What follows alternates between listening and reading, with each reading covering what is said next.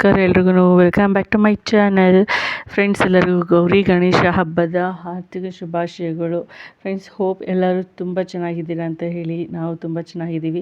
Friends, ಇವತ್ತು ನಾನು ಮಾತಾಡ್ತಾ ಇರೋ ವಿಷಯ ಬಂದುಬಿಟ್ಟು ನಮ್ಮ ಗಣಪನಿಗೆ ತುಳಸಿ ದಳ ಏನಕ್ಕೆ ಅರ್ಪಿಸಲ್ಲ, ಏನಕ್ಕೆ ತುಳಸಿ ದಳನ ನಾವು ಹಾಕೋದಿಲ್ಲ ಅಂತ ಹೇಳಿ ತಿಳಿಸ್ಕೊಡ್ತಾ ಇದ್ದೀನಿ. ಗಣೇಶ ಹಬ್ಬಕ್ಕೆ ನಾಳೆನೇ ಸ್ಟಾರ್ಟ್ ಆಗಿಬಿಡುತ್ತೆ. ನಾಳೆನೇ ಗಣೇಶ ಹಬ್ಬ ಕೌಂಟ್ ಡೌನ್ ಥರ ಸ್ಟಾರ್ಟ್ ಆಗ್ತಾಯಿದೆ. ಇನ್ನೊಂದು 2 ಅವರ್ಸಲ್ಲಿ ಗಣೇಶ ಚತುರ್ಥಿನ ನಾವು ಗ್ರ್ಯಾಂಡಾಗಿ ಸೆಲೆಬ್ರೇಟ್ ಮಾಡ್ತೀವಿ ಅಂತ ಹೇಳಿ. ಬಟ್ ಆದರೆ ಇಲ್ಲಿ ಏನಪ್ಪ ಅಂತಂದರೆ, ಗಣೇಶನಿಗೆ ನಾವು ಎಲ್ಲ ತರಹದ ಹೂವು ಹಣ್ಣು ಎಲ್ಲ ಇಡ್ತೀವಿ. ಆದರೆ ತುಳಸಿ ದಳನ ನಾವು ಇಡೋದೇ ಇಲ್ಲ. ನಮಗೆ ತುಳಸಿ ದಳ ಅಂತಂದರೆ ತುಂಬ ಶ್ರೇಷ್ಠ. ವಿಷ್ಣುವಿಗಾಗಲಿ ಲಕ್ಷ್ಮಿಗಾಗಲಿ ತುಂಬ ಪ್ರಿಯಕರವಾದದ್ದು. ಆದರೆ ಗಣೇಶನಿಗೆ ಮಾತ್ರ ನಾವು ಅರ್ಪಿಸೋದೇ ಇಲ್ಲ. ಏನಕ್ಕೆ ಅರ್ಪಿಸೋದಿಲ್ಲ ಅಂತ ಹೇಳಿ ನಾನು ಇವತ್ತು ನಿಮಗೆ ತಿಳಿಸ್ಕೊಡ್ತಾ ಇದ್ದೀನಿ. ಓಕೆನಾ? ಸೊ ಗಣೇಶ ಹಬ್ಬಕ್ಕೆ ಇನ್ನೇನು ಕೌಂಟೌನ್ ಥರ ಸ್ಟಾರ್ಟ್ ಆಗ್ತಾಯಿದೆ. ಎಲ್ರಿಗೂ ಗಣೇಶ ಹಬ್ಬ ಅಂತಂದರೆ ಎಲ್ಲಿಲ್ಲದ ಸಡಗರ ಸಂಭ್ರಮ. ಚಿಕ್ಕ ಮಕ್ಕಳಿಂದ ಹಿಡಿದು ದೊಡ್ಡವ್ರ ತನಕ ಬಗೆ ಥರ ಬೇರೆ ಬೇರೆ ಥರ ಗಣೇಶನ ಕೂರಿಸಿ ನಾವು ತುಂಬ ಸೆಲೆಬ್ರೇಟ್ ಮಾಡ್ತೀವಿ. ಬೇರೆ ಬೇರೆ ಆದಂಥ ಥರವಾದಂತಹ ಹೂವುಗಳಿಂದ ಅಲಂಕಾರ ಮಾಡ್ತೀವಿ. ಅಲ್ಲದೆ ಗಣೇಶ ಬಂದ್ಬಿಟ್ಟು ಅಲಂಕಾರ ಪ್ರಿಯ. ಅವ್ರಿಗೆ ಭಕ್ತಪ್ರಿಯ ಸಿಂಗಾರ ಪ್ರಿಯರ ಮೂಷಿಕ ವಾಹನಿಗೆ ಪವಿತ್ರ ತುಳಸಿ ದಳ ಮಾತ್ರ ಅರ್ಪಿಸೋದಿಲ್ಲ. ಏನಕ್ಕೆ ಅಂತ ಹೇಳಿ ನಾನಿವತ್ತು ತಿಳಿಸ್ಕೊಡ್ತಾ ಇದ್ದೀನಿ. ತುಳಸಿ ದಳ ಹಿಂದೂ ಧರ್ಮದಲ್ಲಿ ಅತ್ಯಂತ ಪವಿತ್ರ ಗಿಡವೆಂದೇ ನಂಬುತ್ತಾರೆ.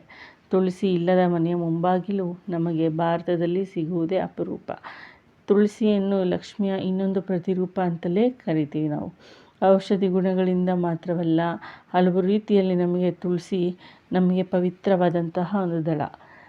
ಬೆಳಗ್ಗೆಯಿಂದ ಹಿಡಿದು ಅಂದರೆ ನಾವು ಸಂಧ್ಯಾ ವಂದನೆಯಿಂದ ಹಿಡಿದು ನೈವೇದ್ಯದವರೆಗೂ ನಾವು ತುಳಸಿಯನ್ನು ಪ್ರಾಮುಖ್ಯತೆಯಾಗಿ ಬಳಸ್ಕೊಳ್ತೀವಿ. ನಾವು ಏನಾದರೂ ಇವಾಗ ದೇವ್ರ ಮನೆಗೆ ಏನಾದರೂ ನಾವು ನೈವೇದ್ಯನ ತಂದಿಟ್ಟರೆ ಅದ್ರ ಮೇಲೆ ಒಂದು ತುಳಸಿ ದಳನ ಇಡ್ತೀವಿ. ಫಾರ್ ಎಕ್ಸಾಂಪಲ್ ನಾವು ಹೇಳೋದಾದರೆ, ನಾವು ಸತ್ಯನಾರಾಯಣ ಪೂಜೆಗೆ ಏನಾದರೂ ನಾವು ದೇವರಿಗೆ ನಾವು ಸಜ್ಜಿಗೆಯನ್ನು ದೇವರ ಪ್ರಸಾದನವನ್ನು ಇಡ್ತೀವಿ ಅಂತಂದರೆ ಅದ್ರ ಮೇಲೆ ಒಂದು ದಳನ ನಾವು ಇಡ್ತೀವಿ, ತುಳಸಿ ದಳನ. ಅದಕ್ಕೆ ಆದಂತಹ ಒಂದು ಪ್ರಾಮುಖ್ಯತೆ ಇದೆ, ಅದಕ್ಕೆ ಆದಂಥ ಒಂದು ಪುರಾಣಗಳೇ ಇದೆ. ಆದರೆ ಗಣೇಶನಿಗೆ ಮಾತ್ರ ನಾವು ಇಡೋದೇ ಇಲ್ಲ. ಓಕೆನಾ? ಏಕೆಂದರೆ ಇದು ಒಬ್ರಿಗೊಬ್ಬರು ಕೊಟ್ಕೊಂಡಿರೋ ಶಾಪ, ತುಳಸಿನೂ ಮತ್ತು ಗಣಪ. ಆದರೆ ಏನಕ್ಕೋಸ್ಕರ ಶಾಪಗಳನ್ನ ಕೊಟ್ಕೊಳ್ತಾರೆ ಅಂತ ಹೇಳಿ ನಾನು ತಿಳಿಸ್ಕೊಡ್ತಾ ಇದ್ದೀನಿ. ನಮ್ಮ ಹಿಂದೂ ಪುರಾಣದಲ್ಲಿ ಹೇಳೋ ಪ್ರಕಾರ ತುಳಸಿ ಬಂದ್ಬಿಟ್ಟು ಸದಾ ವಿಷ್ಣುವಿನ ಪ್ರಿಯೆ. ಅವ್ರಿಗಾಗಿಯೇ ಹಂಬಲಿಸಿದವಳು. ಅರನಿಗಾಗಿ ಗಿರಿಜೆ ಹಂಬಲಿಸಿದಂತೆ ತಪಸ್ಸು ಮಾಡಿದಂತೆ ಹರಿಗಾಗಿ ತುಳಸಿ ಹಂಬಲಿಸಿ ತಪಿಸಿದವಳು. ಆದರೆ ಒಂದೇ ಒಂದು ಬಾರಿ ಮನದ ಸಮತೋಲನ ಕಳೆದುಕೊಂಡು ಗಣಪನ ಮೇಲೆ ಮೋಹ ಮೂಡುತ್ತದೆ ತುಳಸಿಗೆ. ಗಣಪತಿ ಮೇಲೆ ತುಳಸಿ ತುಂಬ ಆಸೆ ಆಗುತ್ತಂತೆ. ಓಕೆನಾ? ಸೊ ಗಣೇಶ ಬಂದ್ಬಿಟ್ಟು ತಪಸ್ಸಿನಲ್ಲಿ ಕೂತಿದಾಗ ತುಳಸಿ ಬಂದ್ಬಿಟ್ಟು ಮೋಹಪರವಶಳಾಗಿ, ನಾನು ನಿನ್ನನ್ನು ಮದುವೆಯಾಗಬೇಕು, ನಾನು ನಿನಗೆ ಒಲಿದಿದ್ದೇನೆ, ನನ್ನ ಪ್ರೀತಿಯನ್ನು ನಿರಾಕರಿಸಬೇಡ ಅಂತ ಹೇಳಿ ಗಣೇಶನಿಗೆ ಬೇಡ್ಕೋತಾರಂತೆ. ಗಣೇಶ ಸದಾ ತಪಸ್ಸಿನಲ್ಲಿ ನಿರತರಾಗಿರುವ ಹರಪುತ್ರ ಆಕೆಯ ಪ್ರೇಮ ಪ್ರಸ್ತಾಪವನ್ನು ನಯವಾಗಿಯೇ ತಿರಸ್ಕರಿಸುತ್ತಾರೆ. ದೇವಿ, ನಾನು ಸಂಸಾರವೆಂಬ ಸಾಗರದಿಂದ ಮುಕ್ತನಾಗಲು ಹಂಬಲಿಸಿದವನು. ಸದಾ ಜಪತಪಗಳೇ ನನ್ನ ಉತ್ಥಾನದ ಮಾರ್ಗ, ಹೀಗಾಗಿ ನಿನ್ನನ್ನು ನಾನು ವರಿಸಲಾರೆ ಎಂದು ಬಿಡುತ್ತಾನೆ. ಅಂದರೆ ಗಣೇಶನಿಗೆ ಸಂಸಾರ ಅನ್ನೋದು ಇಷ್ಟವಾಗಿ ಇರೋದಿಲ್ಲ. ಅವ್ರಿಗೆ ಯಾವಾಗಲೂ ಜಪತಪಗಳೇ ಮುಖ್ಯವಾಗಿ ಅಂತೂ ಹೇಳಿ ತುಳಸಿಗೆ ತಿಳಿಸ್ಕೊಡ್ತಾರೆ. ಹಾಗಾಗಿ ನಾನು ನಿನ್ನ ಮದುವೆ ಆಗೋಕ್ಕಾಗಲ್ಲ ಅಂತ ಹೇಳಿ ಇಡೀ ಅಸ್ತಿತ್ವವೇ ಕುಸಿದು ಬಿದ್ದಂತಹ ತುಳಸಿ ಎಂಬ ಮಹಾ ಸೌಂದರ್ಯ ರಾಶಿಗೆ ಕೋಪ ಬರುತ್ತೆ. ಅಂದರೆ ತುಳಸಿಗೆ ತುಂಬ ಕೋಪ ಬರುತ್ತೆ. ನಾನು ಇಷ್ಟು ಸೌಂದರ್ಯಯುತೆಯಾಗಿದ್ದರೂ ಕೂಡ ನನ್ನ ಗಣೇಶ ಇಷ್ಟಪಡ್ತಿಲ್ಲ ಅಂತ ಹೇಳಿ. ನನ್ನಂಥ ಸ್ವಾಧೀನ ಪ್ರೇಮಿಯನ್ನು ನೀನು ನಿರಾಕರಿಸಿದ್ದೀಯಾ? ಯಾವ ಕಾರಣಕ್ಕಾಗಿ ನೀನು ನನ್ನ ಪವಿತ್ರ ಪ್ರೇಮವನ್ನು ತಿರಸ್ಕರಿಸಿದ್ದೀಯೋ ಅದು ಎಂದೂ ನಿನಗೆ ದಕ್ಕದೇ ಹೋಗಲಿ ಎಂದು ಶಪಿಸುತ್ತಾಳೆ. ಅಂದರೆ ನನ್ನ ಸೌಂದರ್ಯವನ್ನೇ, ನನ್ನ ಪವಿತ್ರವಾದಂಥ ಪ್ರೀತಿ ಪ್ರೇಮವನ್ನೇ ನೀನು ತಿರಸ್ಕರಿಸಿದ್ಯಲ್ಲ, ನೀನು ಯಾವತ್ತೂ ಯಾರಿಂದಲೂ ಸಿಗಬಾರ್ದು ಅಂತ ಹೇಳಿ ಶಾಪವನ್ನು ಇಡ್ತಾಳೆ ತುಳಸಿ ಬಂದ್ಬಿಟ್ಟು. ಯಾರಿಗೆ ಅಂದರೆ ಗಣಪಂಗೆ. ನನ್ನ ತಪ್ಪೇ ಇಲ್ಲದೆ ವಿನಾಕಾರಣವಾಗಿ ಶಪಿಸಿದ ತುಳಸಿಯ ಮೇಲೆ ಸಿಡಿದ ವಕ್ರತುಂಡ ಭದ್ರೆ, ನನ್ನ ತಪ್ಪಿಲ್ಲದೆ ಯಾವ ದೋಷವೂ ಇಲ್ಲದೆ ನನ್ನನ್ನು ವಿನಾಕಾರಣವಾಗಿ ಶಪಿಸಿದ್ದೀಯ. ನನ್ನ ಶಾಪಕ್ಕೂ ನೀನೀಗ ಅರ್ಹಳು. ಕೇಳಿಸಿಕೊ. ಯಾವ ಸೌಂದರ್ಯದ ರೂಪವತಿ ಅನ್ನೋ ಅಮಲಲ್ಲಿ ನೀನು ನನ್ನನ್ನು ಶಪಿಸಿದ್ದೀಯೋ ಆ ಪರಮ ಸುಂದರಿಯಾದ ನಿನ್ನನ್ನು ರಾಕ್ಷಸನೊಬ್ಬ ಮದುವೆಯಾಗುವಂತಾಗಲಿ ಎಂದು ಗಣಪ ಶಾಪವನ್ನು ನೀಡುತ್ತಾನೆ.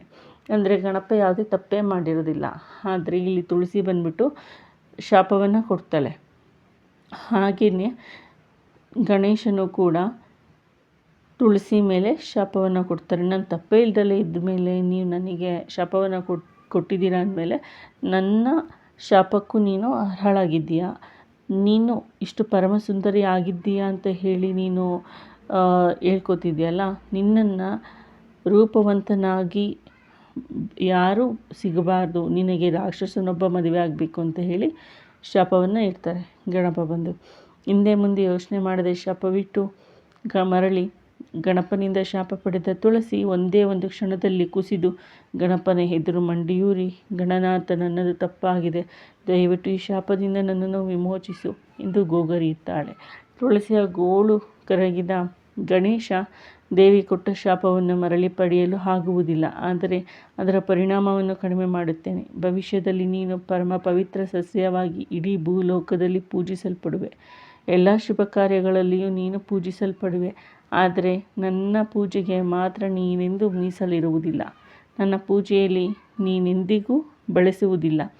ಇದೇ ನಾನು ನಿನಗೆ ಕೊಡುತ್ತಿರುವಂತಹ ವರ ಎಂದು ಹೇಳಿ ಆಕೆಯ ಮೇಲಿನ ಶಾಪದ ಪರಿಣಾಮವನ್ನು ಕಡಿಮೆ ಮಾಡುತ್ತಾನೆ ಗಣೇಶ. ಏನಂದರೆ ಫ್ರೆಂಡ್ಸ್, ತುಳಸಿ ಬಂದುಬಿಟ್ಟು ಗಣಪನಿಗೆ ಮಂಡಿಯೂರಿ ಕೇಳ್ತಾರೆ, ನನಗೆ ಇಂಥ ಶಾಪವನ್ನು ಕೊಡಬೇಡಿ ಅಂತ ಹೇಳಿ ಮಂಡಿಯೂರಿ ತಪ್ಪಾಗಿದೆ ಅಂತ ಹೇಳಿ ಕೇಳ್ಕೊತಾರೆ.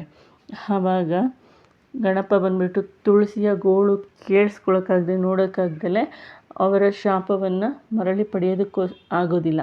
ಬಟ್ ಆದರೆ ಕೊಟ್ಟಿರುವಂಥ ಶಾಪವನ್ನು ಅವರು ಕಡಿಮೆ ಮಾಡ್ಬೋದು ಅಂತ ಹೇಳಿ ಕಡಿಮೆಯನ್ನು ಮಾಡ್ತಾರೆ. ಏನಂತಂದರೆ, ತುಳಸಿ ನಿನ್ನನ್ನು ಬೇರೆಲ್ಲ ಕಡೆಗೂ ಪರಮ ಪವಿತ್ರಳೆಂದು ಪೂಜಿಸಲಿ, ಆದರೆ ನನ್ನ ಪೂಜೆಗೆ ಮಾತ್ರ ನೀನೆಂದಿಗೂ ಬಳಸುವುದು ಬೇಡ ಅಂತ ಹೇಳಿ ಆ ಒಂದು ಕೊಟ್ಟಿರುವಂಥ ಶಾಪವನ್ನು ಕಡಿಮೆಯನ್ನು ಮಾಡ್ತಾರೆ. ಸೊ ಹೀಗಾಗಿ ಫ್ರೆಂಡ್ಸ್, ಗಣೇಶನಿಗೆ ತುಳಸಿ ದಳನ ಇಡೋದಿಲ್ಲ, ಇದೇ ಕಾರಣಕ್ಕಾಗಿಯೇ ಇಡೋದಿಲ್ಲ ಅಂತ ಹೇಳಿ ಪುರಾಣಗಳಲ್ಲಿ ಉಲ್ಲೇಖಿಸಿದ್ದಾರೆ. ಫ್ರೆಂಡ್ಸ್, ಈ ವಿಡಿಯೋ ನಿಮಗೆ ಇಷ್ಟ ಆಗಿದ್ದರೆ ದಯವಿಟ್ಟು ಒಂದು ಲೈಕ್ ಮಾಡಿ, ಶೇರ್ ಮಾಡಿ, ಕಮೆಂಟ್ ಮಾಡಿ, ಹಾಗೆ ಸಬ್ಸ್ಕ್ರೈಬನ್ನು ಮಾಡಿ, ಮಿಸ್ ಮಾಡಬೇಡಿ, ಮರಿಬೇಡಿ. Thank you friends, bye bye.